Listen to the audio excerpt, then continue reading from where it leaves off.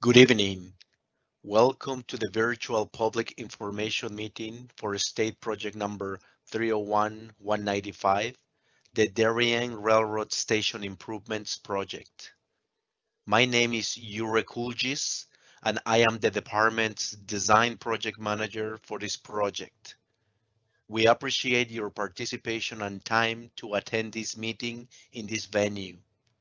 We hope by the end of the meeting, you will have a clear understanding of the proposed project.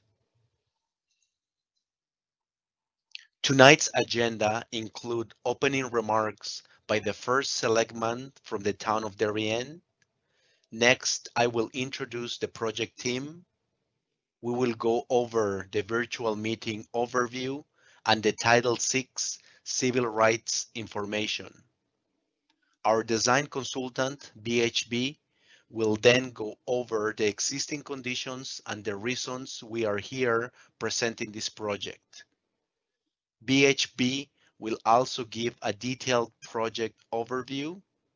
And finally, we will have a questions and answers session.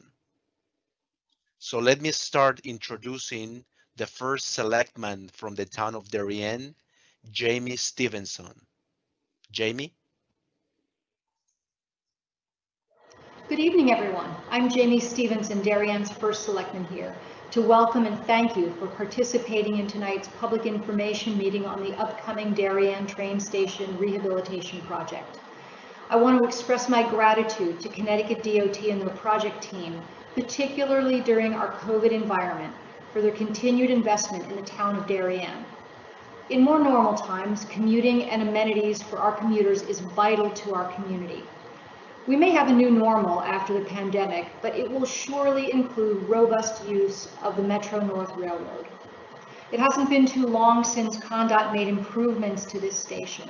Back in 2003, the station received significant ADA compliance upgrades. The 2021 project includes the rollout of some exciting platform technology, electric heated fiber reinforced panels, and I believe that the Darien station will be the first in the state to have these heated platforms installed. Thanks again for taking time to attend this evening's presentation. Thanks, First Selectman Jamie Stevenson. Let me now introduce the project team. On the left side are pictures of the three presenters for tonight's presentation. Starting from the top, that's me, Jure Kulgis. I serve as the design project manager. In the left middle, you see John McNickey. John serves as the design project engineer. And in the lower left picture is Tony Sardilli.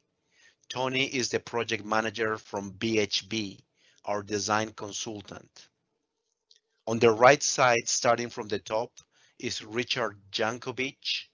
Richard is the department's rail administrator. John Bernick is the department's assistant rail administrator. Jayantha Mather is the principal engineer from the Office of Rail's design unit. Sarah Cadet is the engineer for this project. Edward Gentile is the director of public works from the town of Darien. And finally, we have David Wilcock. David is the national director from BHB. With that, I will turn the presentation over to the project engineer, John McNickey. John will go over the virtual meeting overview and the Title VI civil rights slides. John? Thank you, Yuri, and good evening, everyone. As Yuri mentioned, my name is John McNickey, and I am the project engineer assigned to this proposal. Tonight, it'll be my pleasure to provide a brief overview of the virtual public information meeting. This meeting is live and recorded. The recording from tonight's virtual meeting will be posted on the project's webpage, which is portal.ct.gov/DOT DARIEN 0301-0195. Individuals with limited internet access can follow along with tonight's meeting via telephone by calling 1-888-566-6583 and entering the participant code 4566483 when prompted. Now let's go over the 3 ways that you can communicate with the project team during tonight's question and answer session. You can reach us by email at dotproject-ect03001-0195@ct.gov. You can call us and leave us a voicemail at 860-944-1111, or you can utilize the MS Teams live event chat. We will review how to use the MS Teams live event chat a little later. The project team will be reviewing all 3 methods of communication and posting the questions into the MS Teams Q&A chat log, as well as reading them aloud. Questions will be answered during the Q&A portion of the evening only. If you are unable to ask a question during tonight's meeting or think of additional questions after the meeting is ended, you can email your questions to the project's email address, which I'll repeat.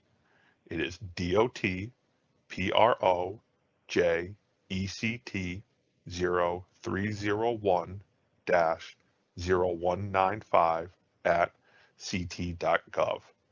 Or you can leave a voicemail at 860-944-1111.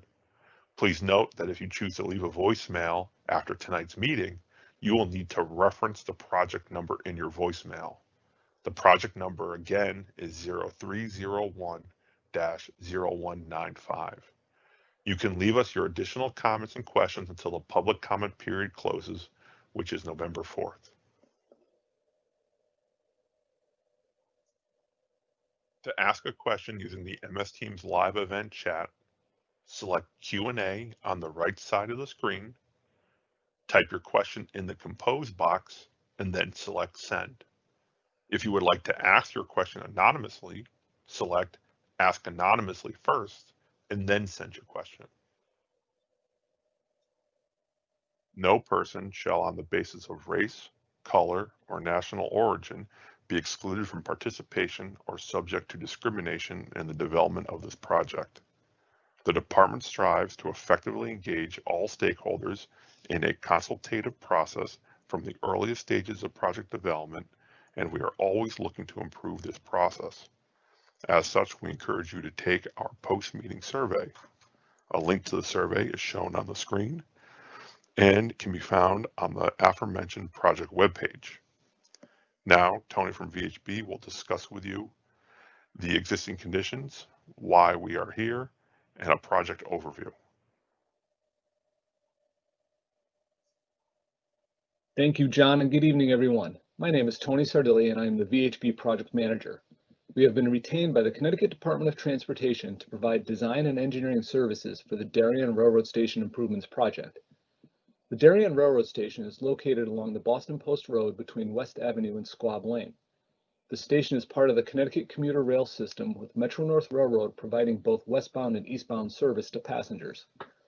The station features 2 850-foot-long high-level side platforms, each with canopies on the east ends. A historic station building is located on the north side of the site and provides a waiting area and restroom facilities. Approximately 860 parking spaces are available, with parking lots on either side of the tracks, both east and west of the station. Pedestrian access to the station is provided by sidewalks on the streets adjacent to the station site, with elevators at both the northeast and southeast ends of the platform. ADA access from one platform to the other, as well as between street level and platform level, is provided by the elevators. The station is owned by the Connecticut Department of Transportation, with the town of Darien providing maintenance. This all sounds pretty good. So why are we here? In 2016, the Connecticut Department of Transportation commissioned an assessment of 43 of Connecticut's commuter rail stations. Under the program, an evaluation, visual inspection, and limited physical testing of items such as the platforms, canopies, and station buildings was conducted. This included evaluations of architectural, structural, mechanical, and electrical systems, as well as a check of ADA elements for compliance. The information collected from the assessment was used to establish current conditions at each station in order to develop a prioritized repair and improvement program. In 2017, the final condition evaluation and repair recommendations report found that the Darien Railroad Station ranked as the station in most need of repairs. At the Darien Station, deficiencies include deteriorated concrete platforms and other concrete elements, such as the platform foundations, non-ADA compliant elements, such as ramps with greater than allowable slopes, and historically problematic and often out of service elevators. As part of this project, we are going to address those deficiencies, and then some. Highlights of the proposed project construction include the following: replacement of 4 catenary structures within the project limits. This includes the structure at the east end of the project, which will be reconstructed on the outside of the platform and canopy. The existing concrete double T platforms are proposed to be replaced with electric heated fiber reinforced polymer, or FRP, transit panels. For those of you familiar with Norotan Heights, a similar approach will be taken here, with the exception that at Norotan Heights, non-heated precast concrete panels were installed. And I'll go into more detail on the heated FRP transit panel system in a few minutes. The existing concrete stair and ramp structures to and from the platforms will be replaced with heated FRP systems. The landings for these stairs and ramps will also receive a heated FRP overlay to prevent icing conditions. New guardrails and handrails will be installed on the platforms, ramps, stairs, and walkways to ensure ADA compliance. Both existing electric traction elevators will be replaced with more robust hydraulic units, which will also require the installation of new, larger machine control rooms.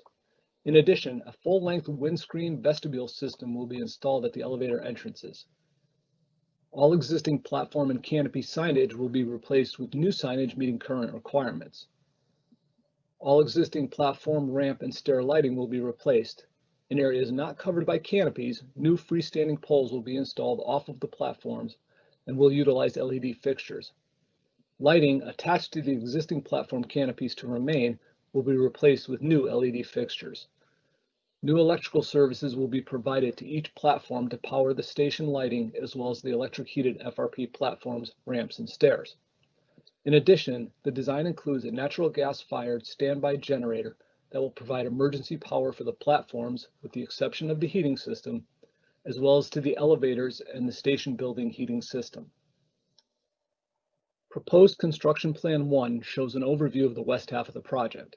The new catenary structures are shown in dark blue, the heated FRP platforms in yellow, heated FRP stair and ramp access structures in light blue, concrete sidewalks with heated FRP overlay in purple, and new concrete sidewalks and stairs in orange.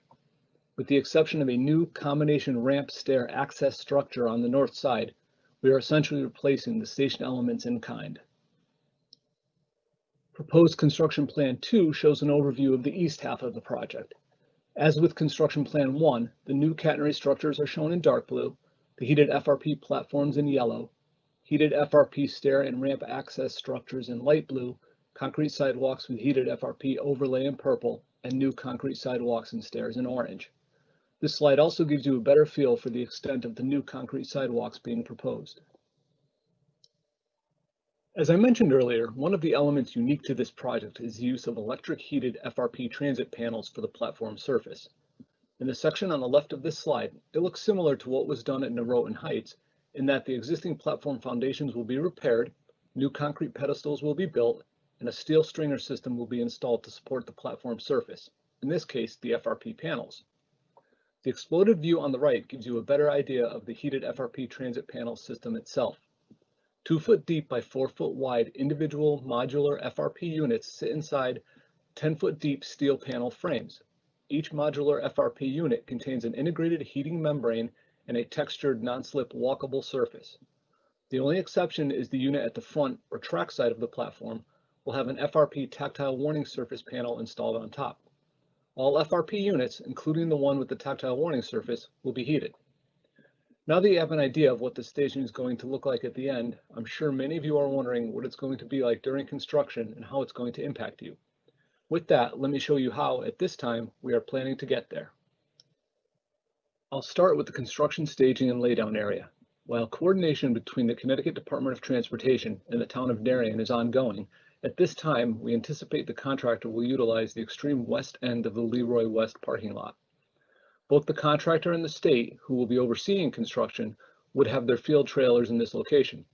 In addition, the contractor would use the area to store materials and equipment throughout the duration of construction. Now on to the construction stages themselves. Construction stage 1 focuses on the catenary system and has an anticipated duration of 6 months.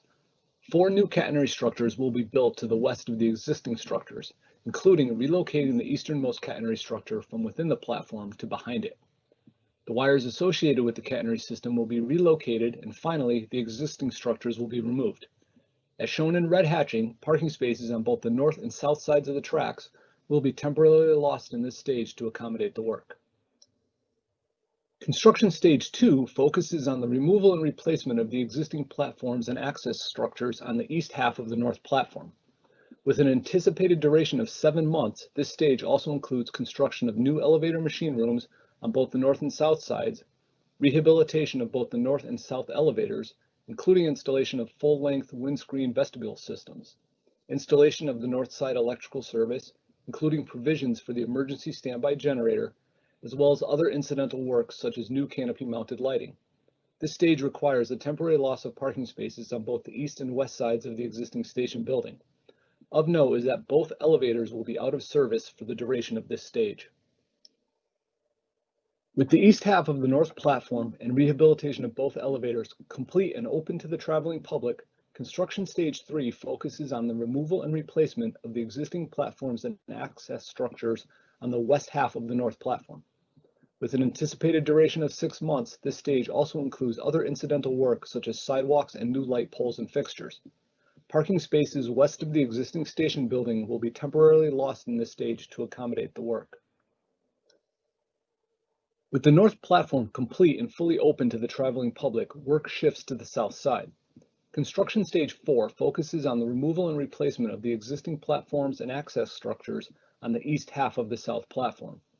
With an anticipated duration of 6 months, this stage also includes incidental work such as new canopy-mounted lighting. This stage requires the temporary loss of parking spaces behind the platform on the south side to accommodate the work. Of note is that the closure of the east half of the south platform also requires that the new elevator on the south side be taken out of service for the duration of this stage. With the east half of the south platform complete and open to the traveling public, construction stage 5 focuses on the removal and replacement of the existing platforms and access structures on the west half of the south platform. With an anticipated duration of 6 months, this stage also includes incidental work such as sidewalks and new light poles and fixtures. Parking spaces behind the platform, as well as along Squab Lane, will be temporarily lost in this stage to accommodate the work. At this time, construction is anticipated to be complete by the summer of 2024, which brings us to the project schedule. The project is currently in the semi-final design phase, with the 60% design expected to be submitted by the end of the year. Design completion is anticipated in June of 2021, at which time the contract documents will be processed by the Connecticut Department of Transportation and the project put out to bid. Contractor notice to proceed is anticipated in November of 2021, and construction is expected to start in February of 2022. Based on the durations noted in the previous slides, the construction completion date is currently estimated to be July of 2024. I will now turn things back over to Yuri for the question and answer session. Yuri? Thanks, Tony. So that concludes our presentation. Again, this meeting has been recorded and can be accessed on the project website. Please check the project website to participate in the post-meeting survey pertaining to tonight's event, ask additional questions, or view project plans and information. We are now going to enter the live question and answer session. We will take as many questions as we can. Please feel free to use the Microsoft Teams live chat feature or call us at 860-944-1111 or email us at dotproject0301-0195 at ct.gov. The comment period again is open until November 4th. And so we will see what we have for comments. Good evening, everybody. So far during the presentation, we've got a couple of questions. We'll start with the first one, which came in via the chat, and it's, would Ctdot consider including the construction of extended canopies on the New York bound side? The response was provided by our rail administrator, Mr. John Bernick. John?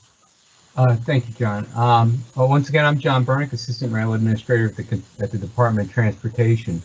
Thank you for that question. And this question does come up often when we do even new stations or rehabilitations. And Connecticut certainly does recognize the convenience and the need to have full canopy coverage. However, the canopies tend to be one of the most expensive elements in some of these projects.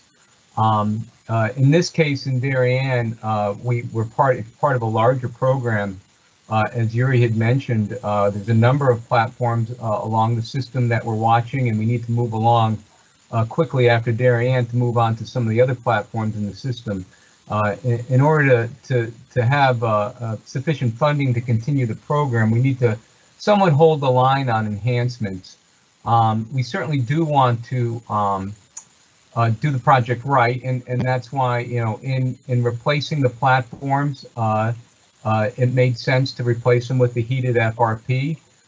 You know, the replacement of the lights to go to the LED makes sense since you're replacing anyway, and of course the elevator work to make sure that the station is functioning correctly when we leave. However, when it comes to enhancements, we have to somewhat hold the line to protect the budget of the project and the larger program, so that we can continue to work on other needed station projects along the line. And once again, thank you for that question.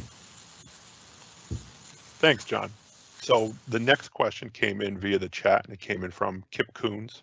And his question is, I'm on the Board of Selectmen. My question is, what experience have you had with FRP surfaces that have been exposed to weather and reasonably heavy pedestrian traffic, specifically the expected life of the surface? That answer will be provided by our consultant, Tony Sardilli from VHB. Tony? Thank you, John, and thank you, Kip. Yes, with FRP panels, FRP transit panels are relatively new in the industry. However, you know, the use of FRP is not. That's been going on for quite some time now. We have, you know, direct experience with stations outside of Connecticut. In the design end, the Connecticut DOT is also implementing them currently on the Windsor Short High Level Platform project on the Hartford line, and is in design on the East Norwalk station to use them as well. And speaking with vendors, plenty of examples of them being used in New Jersey, New York, and even Chicago, which was a rather impressive, given the winters and the harsh elements that and cold. I think we all know from a year or two ago how cold their winters were. And it's pretty impressive how well they work and how they stand up and withstand the elements out there. Typically, there is a 50-year lifespan, roughly, on the FRP panels, according to the vendors' testing and information they've given us. And most of them will warranty them for a period of 10 to 25 years.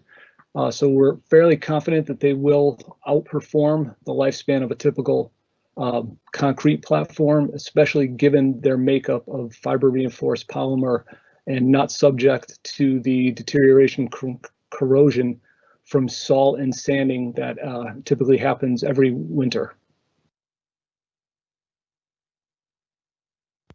Thank you, John. Thanks, Tony. So we have another question in via the chat. It's from Jim Cameron.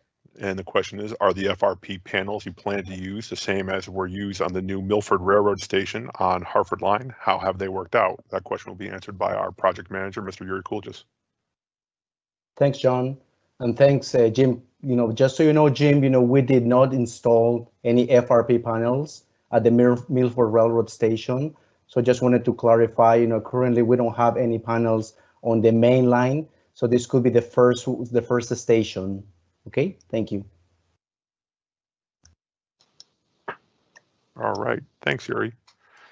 So We have a couple of other questions that we're working on currently. I would like to take this time to reiterate that you can leave us a voicemail at 860-944-1111 if you're unable to do so in the chat. In addition to the phone number and the voicemail, you can also send us an email if, again, the MS Teams live chat doesn't work for you. And that email address is on the screen, which is also dotproject0301-0195@ct.gov. And we also implore you to please take the post-meeting survey because, again, the department strives to make this process as consultative as possible. And any way we can enhance that process, we would value that feedback. All right, next question came in via the chat, and it's from Jamie Stevenson. And the question is, will Ctdot have an alternative ADA compliant plan when the elevators are out of service? And that question will be answered by Tony Sardilli. Tony? So thanks, John, and thank you, Jamie. Yes, we will have a plan in place. We are, as I mentioned earlier, we are currently approaching the 60% design submission, and that is a key component and inclusion in the design of how we will handle ADA access during the times that the elevators are out of service. We will have some sort of signage plan, and the contract will have to implement that during construction and ensure that the safe flow of all pedestrians, including ADA. Thank you, Tony. All right. Next question came in via chat and is from Mr. Cameron. Are the plans to extend canopies where there are currently no canopies? I believe that was asked previously, but John, I don't know if you want to touch upon it again, or if you're good with the response you gave previously. John? Yeah, he may not have heard it though. Just to reiterate, we do recognize that it's desirable to have full canopy coverage on the station platforms. We do get that request from and a lot of our station work. However, the canopies tend to be sometimes one of the most expensive elements of the project. We're looking to try to contain the scope and the cost of the project somewhat. We do have follow-on projects scheduled elsewhere along the New Haven line. There are a number of platforms that are approaching very serious condition, and so we want to try to protect the budget somewhat so that we can move on to some of the other platforms in the program. Once again, I want to reiterate that we are looking for the things that we do touch, that we provide the best product possible. Once again, replacing in kind the double T's with the heated FRP, since we're replacing those platforms anyway. That makes a lot of sense. The upgraded lighting, the changes to the elevators, etc.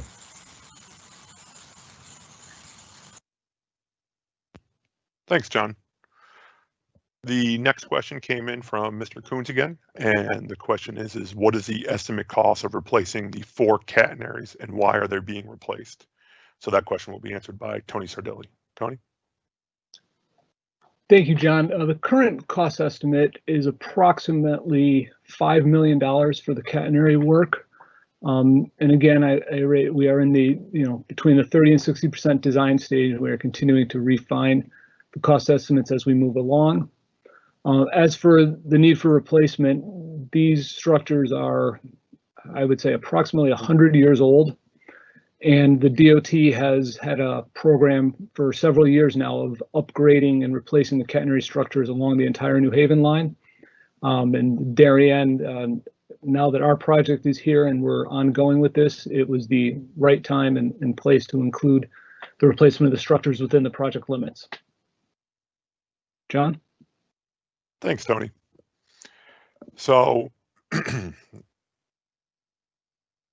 me for a second there. So we have a couple of questions coming in. We're currently working on a reply for them. Until we get that reply, I'd also like to mention that, this project is something that's been in the pipeline for a little while, and the department's excited about it, and our partners at Darien are excited about it as well. All right, next question came in via the chat.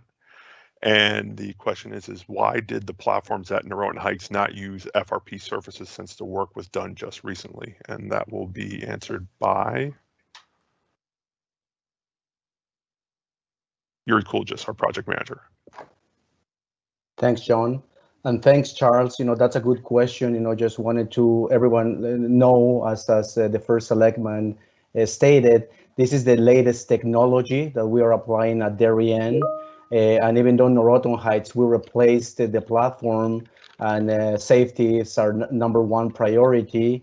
Now we have a lot of information about the FRP, and this is the right time to actually do it in Darien. But that's the difference. It's the latest technology, and Noroton Heights was completed before that. So thank you for the question, Charles. Thank you, Yuri. So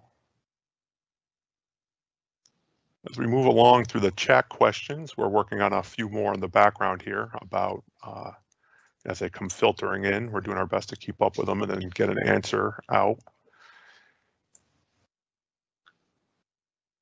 The next question came in regarding, what FRP stations are currently in use along the Connecticut DOT has in service currently, and are there any on the Hartford line? Next question came from Mr. Cameron. Wasn't there a Hartford line station that was using FRP? And that question will be answered by Mr. Yuri Kuljas, the project manager. Sure. So yes, just to let you know, Jim, yes, there is a station that use FRP panels. A little bit of different technology. They were not heated platforms, and there is the Hartford line at the Hartford station. So this is again the latest technology because we will be using the FRP heated platforms. So that's the difference. So I just wanted to let you know, Jim, as you mentioned, that it's the Hartford station on the Hartford line. Thanks for the question, Jim. And Yuri, this is John Bernick again. Just to kind of fill in the blanks, and they are holding up really well. I was on that platform just recently, and I was very impressed. You can't see any wear at all in them, and that platform gets heavy use. Thank you, John. And John, if I can answer also the next question, I know it's also from Jim Cameron about maybe Meriden. And Jim, just so you know, yes, the Meriden station, it was part of the Hartford line. We did not use the FRP panels. It is a heated platform, but it is not FRP. Okay. Thanks, Jim.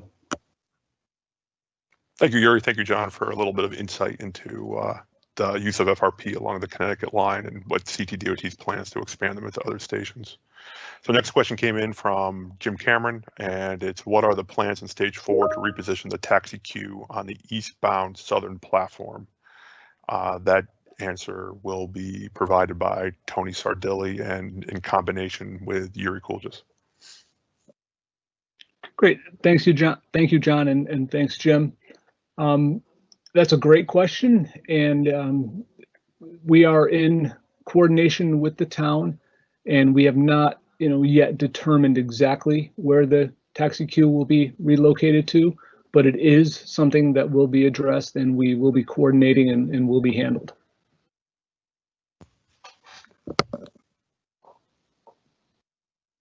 Thank you, Tony. Yuri, I believe that's everything we have for that response. I just want to double check with you. Yes, that is correct. That is correct, John. Thank you. Okay.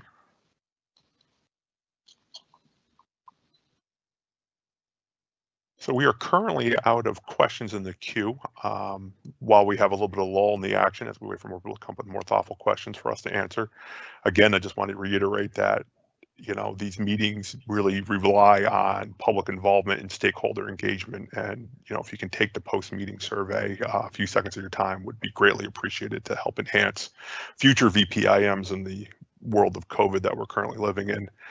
It's a bit of a departure from what we're all used to as far as holding these and getting that sort of personal feedback. And so anything we can do to enhance it would be great. Next question came in from Jamie Stevenson via the chat. And the question is, if the town of Darien could participate financially, would CTDOT consider further discussion on the extension of canopies? That question will be answered by John Bernick, our rail administrator. John? I invite you to contact me and so we can discuss. That's it's an interesting proposition. So yeah, I'd certainly be willing to discuss it with you. As always. I think you have my contact information. You can always go through Pam, But feel free to reach out with me with any sort of, what the proposal is, and I'd be happy to discuss it with you. Thanks, John.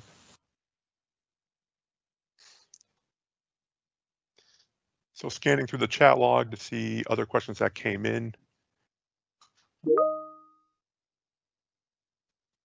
The next question came in from, give me one second here, Mr. Cameron, and the question is, the total cost of the project is $34 million. Why is it so expensive? That question will be answered by Tony Sardilli of VHB. Tony? Thank you, John, and thank you again, Jim. Another great question. First thing, I'd like to just explain a little bit about the cost estimate. The $34 million cost estimate is not what is expected to be the contractor bid. That is what we call an overall project cost estimate. So that includes items such as incidentals, which would include construction, engineering, and inspection. Excuse me. In other words, the state forces that you see out there inspecting and overseeing the contractor. It also includes utilities and railroad force accounts, so work by Metro North Railroad that needs to be done as part of this project. It also includes an inflation adjustment to bid opening, which currently we use 3.5% per year. And as we all know, that can change. So the number is a little bit skewed when you first just see the $34 million. And I'm sure, relative to Norotan Heights, we have the catenary work here that we didn't have at Norotan Heights. And as I mentioned earlier, that's approximately $5 million. We also have the 2 new elevators that are being replaced, which require new elevator machine rooms, and we're going to be installing full-length windscreen vestibule systems at those elevators. And then we're also incorporating a network infrastructure security upgrade, so new cameras and fiber optic backbone for the entire security system that's going in on the New Haven line. And then there's the FRP platforms themselves, which, initial cost up front is going to be more expensive, but in the long run and the service life, your true cost over time will be less than the concrete. Thank you, Tony. So next question came in via the chat, and the question is any federal money helping cover this cost, or is it all state money? Is the funding for the project already in place or subject to potential budget cuts? This question came from Mr. Cameron, and it will be answered by Mr. John Bernick. I'm going to have to scramble here unless Yuri can pipe in and let me know if we've got federal funding behind this. The money is programmed, so it's included in our capital program, and based on our normal allocations of funding, we're expecting to be able to fund it. As far as any budget cuts that may come, it's really difficult to comment on that. There's a lot at play statewide related to budget, but based on our normal, based on what we're projecting, we're expecting that funding will be available. And John, if I can add up to that, yes, right now the plan is to get some federal funds too to help with the project. So our finance unit is working on that. Okay, so that would be part of our normal FTA formula grants. That is correct, John. Okay. Thank you, Yuri and John.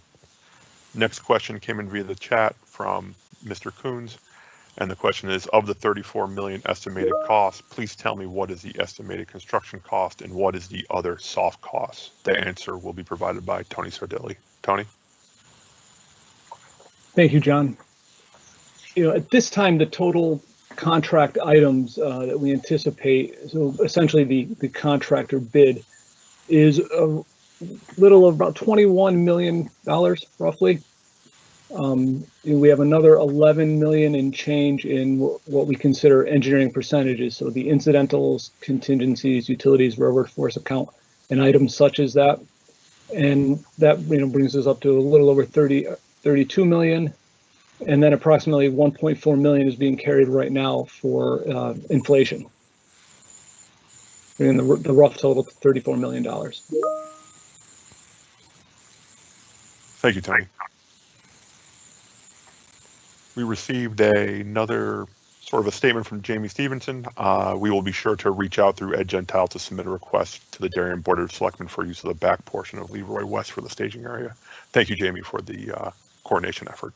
We greatly appreciate our partnership with the town of Darien.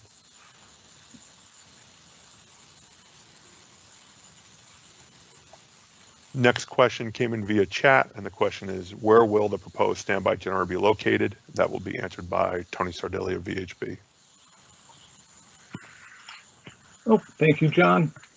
Yes, the emergency standby generator that we're proposing for this project is going to be located on the north side. There's an existing utility storage shed building near West Avenue, and I'm going to attempt to share my screen here and zoom in a little bit and show you. Share screen 2. Okay, so you see I'm just using the construction stage 1 slide for now. So the existing utility shed storage building is located right where my cursor hand is right here. The proposed generator is going to be located approximately just 10-15 feet behind here right now. So in the area where my hand is. So on the north side between West Avenue and the platform on the north side with the canopies. There will be some impact to the trees in that area to clear to put that in there, but there is going to be a landscape mitigation plan that will take care of that. Thank you, Tony. Do you want to expand a little bit, Tony, about the purpose of the standby generator and, you know, a little bit about what we plan on doing there at Darien? Sure, John, no problem. We, as I mentioned earlier, there's going to be 2 new electrical services, one on the north side and one on the south side to feed the lighting for the platform, the electric heated FRP transit panel system will also be fed from the service. And then, you know, miscellaneous electrical, there will be, you know, convenience outlets for Metro North's use on light fixtures and other little items such as that. So the emergency generator will be located on the north side, but it will provide backup power to both the north and south sides.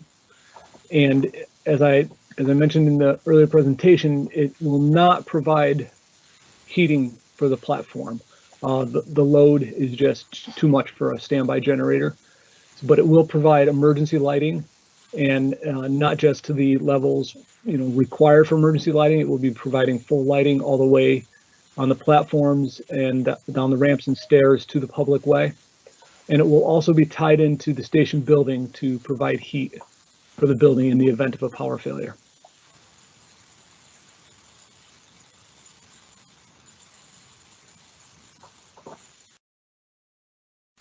Good, John? Hi, Tony. Thank you. So it's been a little while that we've been on now, and I'd just like to reiterate that if you have any more questions for the team, we're here and we would like to answer them. You can reach us using the phone number 860-944-1111. You can leave us a voicemail, or you can drop us a line in our email. We're checking both of those in addition to the chat log. And we're also checking the chat, obviously. So we did get a new question in, and the question is from Mr. Cameron. And the Cameron is, Northern Heights platform work ran way behind schedule. Is there anything that can be done to expedite this job? Are there penalties for work delays? And that question will be answered by Tony Sardilli of VHB, and I'm sure some other members of the project team will jump in and helping to answer that. Thanks, John. I'm just trying to bring up the question again just to make sure I get everything in it.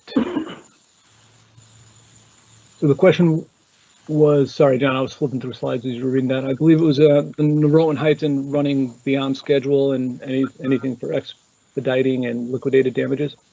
Yeah, you know, it seems like it's a good question that lends itself towards talking about the FRP as well as some of our contract language. Right, yes. I cannot speak to the reasoning that Norotan Heights may have run behind schedule. I can tell you, as through the design process, we develop what we call a calendar day schedule. So there's a certain number of calendar days the contractor has to complete the job. And if he does not, there are what are called liquidated damages. So for each day after such a specific number of calendar days, the contractor would be penalized a monetary amount for each of those days. I can also tell you from out of college several years back, I worked for one of the larger general contractors in Connecticut, and we do the contractor will do anything and everything they can to be out of there early and not be behind schedule, because every day they finish earlier is more money they will make. So I do know the contractors do what they can in their power to keep the schedule, if not beat the schedule. And again, I cannot speak to the specifics behind Norotan Heights. So, there's probably other people on the team that can speak to Norotan Heights. I know there was, Sure. we had trouble getting the demolition done there because of track outage time and track outage needs. And, unfortunately, with a lot of our projects on the railroad, things are fluid, and a problem somewhere else on the line affects projects up and down the line. We've got a lot of work going on the line. We've been fortunate that even through the COVID time period, we've been able to get work done. In fact, we've been able to accelerate work down in the Norwalk area, CP 243. We got a lot of work done on the branch lines that would have taken us much longer. But this project, one of the benefits of this project is the fact that the modular nature of the FRPs lends itself to being able to, once you do get the demolition done, being able to construct quicker and with less impact on the active rail. These panels can be lifted in very easily. The steel beams are much easier to position than concrete elements, and so we're hoping to have better luck here. But it's I'm involved in coordinating all these jobs when there's conflicts between jobs. Setting priorities, doing what makes sense to get the work done as quickly as possible. We view the New Haven line as a system. It really has to be treated that way, because one project certainly affects the other project, and of course we want to absolutely minimize impacts to the customers, and so sometimes that causes delay in projects. Tony again, Johnny, had great points, and I was going to just mention the same thing. Right, we're designing in an active railroad environment, and we're going to be constructing in an active railroad environment, and the safety of the traveling public and the safety of the railroad and their operations are always paramount. And that does, at times it might, seem like it's taking longer than it would need to, and it does, but safety would come first in that.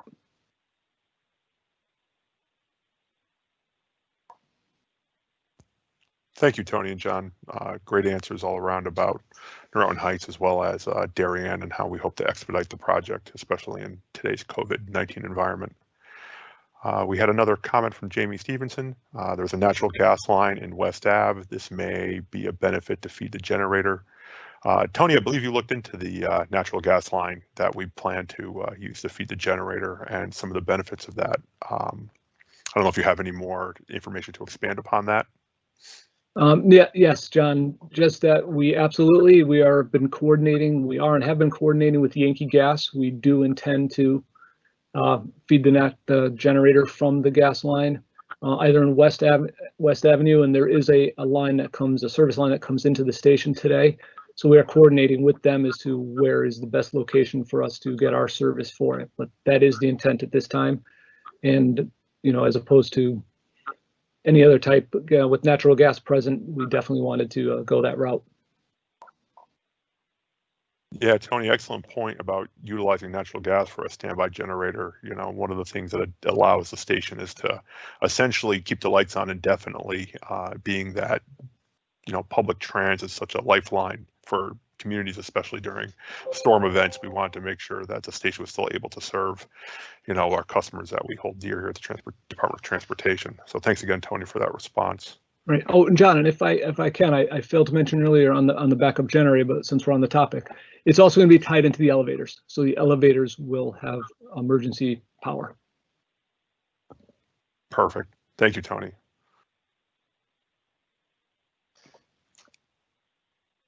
All right. So moving along, we've answered all the questions via chat for right now, and we've answered the majority of questions that have come in, actually all the questions that have come in. We did receive. It's also going to be tied into the elevators. So the elevators will have emergency power.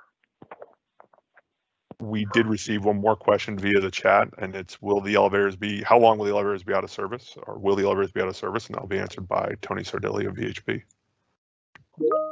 Okay, thanks, John. Yes, the elevators will be out of service. I'm just dropping back starting in stage 2.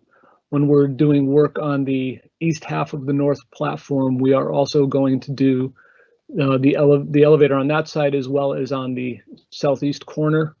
So they will be out of service for the approximate 7 months for the duration of that stage. And we moved these up relatively early in the construction as we could, knowing the historic problems that these elevators have, and they're often out of service. So that was a priority, something we wanted to address as soon as we possibly could during construction. And then, as I mentioned, when we move into construction stage 4, we're on the east half of the south platform doing the work. And because the platform itself is taken out of service, the stairs from street level to platform level are going to be replaced as well. So again, for safety and access reasons, we will be taking out the elevator on the southeast side out of service during this stage for approximately 6 months. The elevator on the northeast side will be operational then. And to Jamie's earlier question, we will have an ADA mitigation plan in place. Thanks, Tony. That's another thorough response about the elevators. We have one more question came in via chat, and that question is, will you be removing any trees as part of the project? And once again, Mr. Sardilli will be walking us through the nuances of that. So yes, we will be impacting, I'm just picking a good slide. This is a good enough slide to use, stage 1. We will be impacting trees. We will be impacting some landscaping. The extent is not fully defined. Again, we're approaching the 60% design stage. We will be honing in on that. So there will be some impacts. Again, as I mentioned earlier, on the north side in the area near the utility building, which is going to actually be, a portion of it will be converted into an electrical, basically an electrical room for service. On the north side, the standby emergency generator will be located behind it. We will have a new transformer in front of it, and then this area will receive all new landscaping. And in coordinating with the department, we are doing work out in this area. It's sloped down at 2-to-1. There are some wetlands in this area, which we will be staying away from. However, there is the potential, and there will be some impacts on the slope over here. And the DOT, I know, is developing a landscaping mitigation plan to replace with equal to and better landscaping than is there today.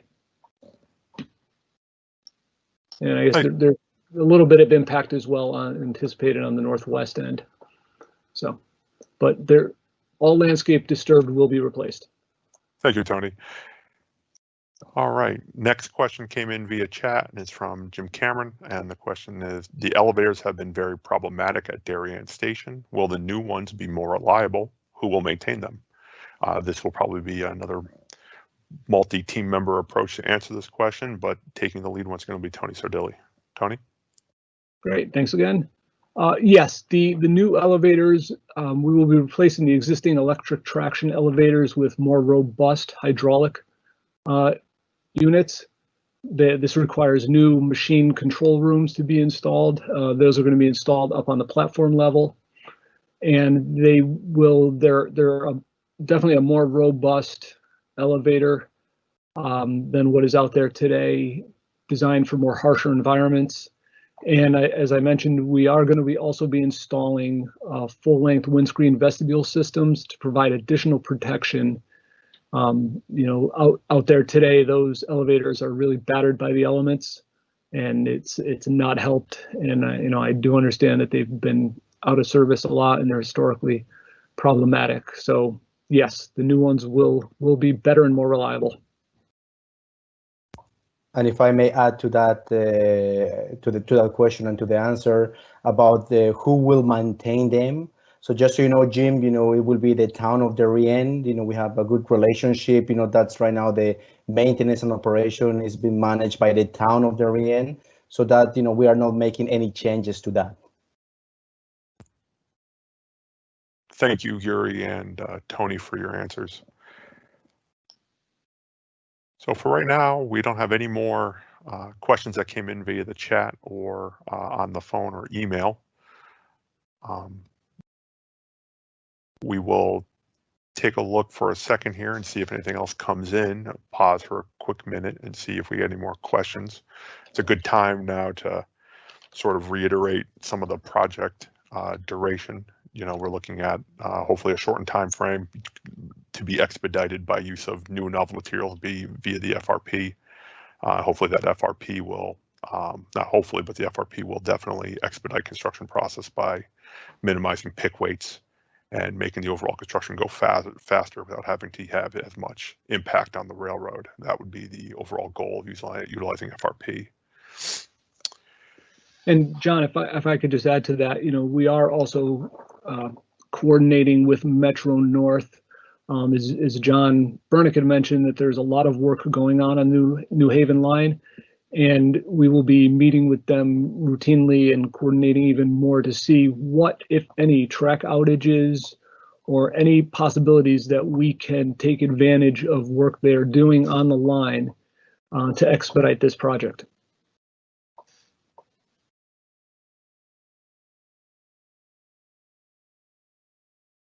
Thank you, Tony.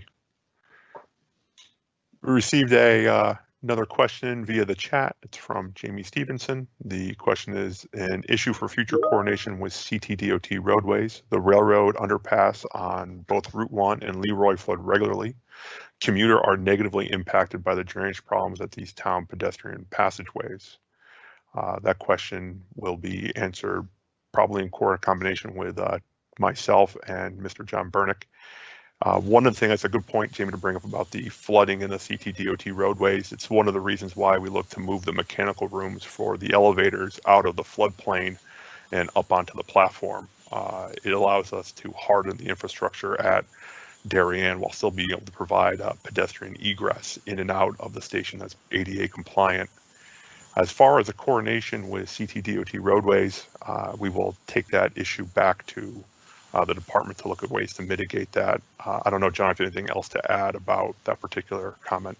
Yeah, that's been a chronic problem, and Jamie, I am aware of it. If I recall correctly, I think the outlet for the pipe is like below the water line or something like that, where it outlets, and so water tends to back up into there. Of course, you're faced with, a classic problem that recreates itself up and down the line where, you dip the roadway to try to get it under the bridge so you don't get as many bridge strikes. And in doing so, sometimes, drainage, becomes challenging. And so, yes, an issue for future coordination, absolutely. And to John's comments there, that's certainly one that we'll bring back. Thank you, John. We have one thing we'd like to bring everyone's attention, again, about the survey. We have the post-meeting survey. It's important that, most everybody try to take that if they've attended the meeting in order to give us with the valuable feedback to enhance this process. For right now, the survey has been posted in the chat. You can click it now and use it and take the survey. And the feedback will come directly back to the department for our review and integration into the future presentations.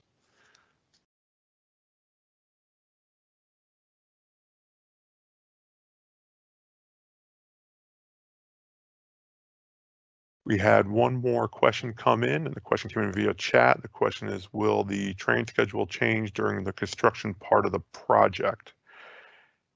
This question will be answered by Tony and myself. For right now, it's not anticipated that the construction should affect the schedule or the train schedule during the construction project. The footprint of the project itself will be done outside of the footprint of the track.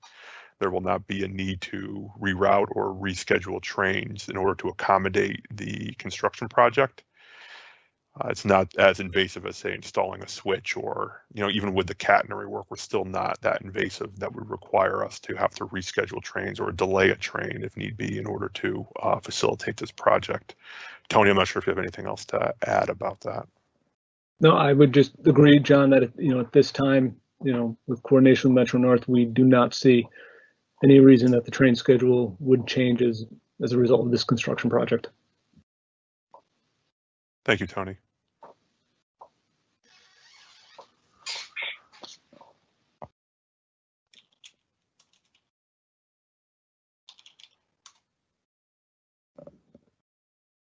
So we'll continue to wait to see if any more questions come in. We want to make sure that we have as much participation in this project as possible, and that all of your questions and comments are heard and we have a chance to answer them for this evening. If you do not have a chance to answer this, or if you have any other additional questions that may come to mind, or from talking with friends and colleagues about the project that's forthcoming to the town, you can, again, drop us a line at 860-944-1111. You can leave us a voicemail. Please reference the project number when you leave that voicemail for us after tonight's event, as it will be in a general mailbox, and the project number is crucial in us identifying and make sure that comment gets to the appropriate project staff for inclusion and consideration in this project as we move forward with the design. You can also send us an email. For those listening along on the telephone, I'll read it out. It's DOT-PROJECT0301-0195@ct.gov. If you send us an email, again, it's a direct conduit to the DOT project team. We'll be able to consider that comment or question that you have in the design phase as we move forward. The public comment period for this project does end on November 4th, so you have a little bit of time to collaborate and get into us any questions if you have such. Again, I know I've been kind of bringing it back up again, but the post-meeting survey, if you have a chance, please take it. It really helps us out with refining this process in order to be as inclusive as possible. Let me refer back to the chat log to see if we have any other questions that came in for us to answer.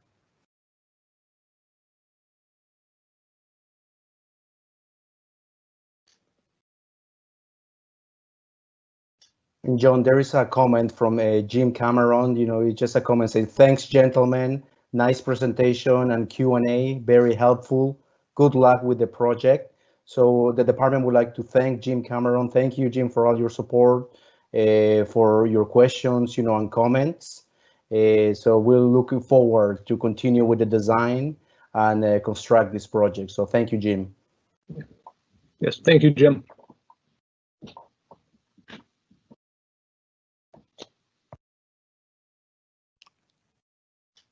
Okay.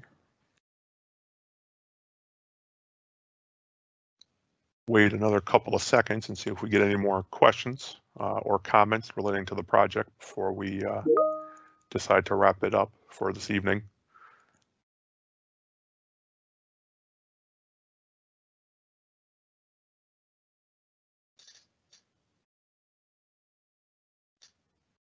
Again, Mr. Moore posted in the chat log that there is a link to our survey.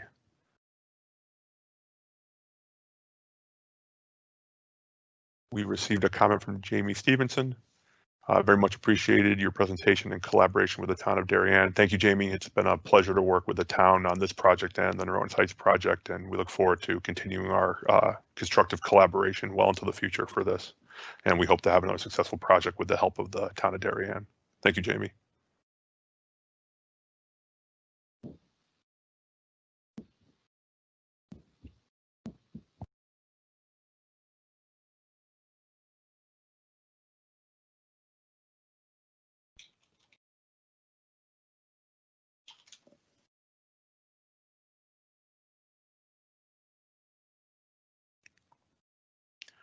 So it seems like we've answered all the questions for this evening. We really appreciate everyone's feedback and their time as they listen to our presentation. We appreciate bearing with us as we feel our way through this VPIM process. It's new for us as it's new for you.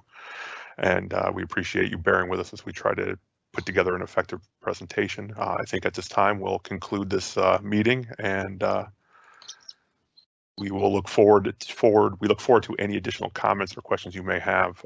Again, if you can drop us a line at the phone number or using the email for the next 2 weeks until November 4th. Thank you.